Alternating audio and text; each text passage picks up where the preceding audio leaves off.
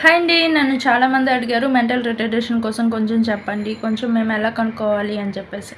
Okay. వాళ్ళ కోసం అని చెప్తున్నాను. ఇప్పుడు మాత్రం ఈ వీడియోని లైక్ చేసుకోండి. అండ్ ఏదైనా డౌట్స్ ఉంటే కామెంట్ చేయండి. అండ్ ఇప్పుడేంటంటే మెంటల్ రిటార్డేషన్ అంటే ఏంటి? ఎట్లా మనం దాన్ని ఐడెంటిఫై చేయాలి అని చెప్పేసి అంటే American association for mental deficiency and DSM-14 వాళ్ళు ఏం చెప్తున్నారంటే అది 18 ఇయర్స్ లోపు కనిపెట్టొచ్చు. ఇదొక హెటెరోజెనస్ జన్యుపరమైంది. అంటే ఒక జెనెటిక్ ప్రాబ్లమ్ కలిగినది అని అర్థం అనమాట. సో అంతేకాకుండా దీంట్లో ఏంటంటే ఇంటెలెక్చువల్ ఫంక్షనింగ్ తక్కువగా ఉంటది. అండ్ అడాప్టివ్ స్కిల్స్ చాలా తక్కువగా ఉంటాయి.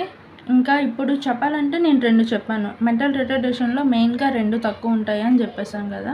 అదేంటి అంటే ఇంటెలెక్చువల్ ఫంక్షన్ తక్కువగా ఉంటది. అంటే ఇంటెలెక్చువల్ ఫంక్షనింగ్ అంటే ఏంటి?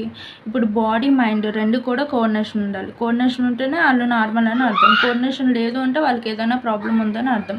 సో ఇంటెలెక్చువల్ ఫంక్షనింగ్ అని అంటే ఏంటంటే వాళ్ళకి బాడీ అండ్ బ్రెయిన్ 2 కూడా కోఆర్డినేట్ లేదు. సో అదొక ప్రాబ్లమ్ అనమాట.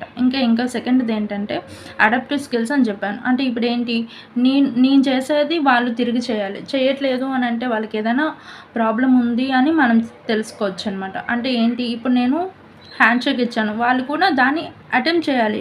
అడాప్టివ్ స్కిల్స్ అనమాట. అంటే వేరే వాళ్ళ నుంచి చూసి నేర్చుకోవడం. అదనమాట. అలా 2 కూడా డెఫిషియన్సీ అయితే ఉంటాయి.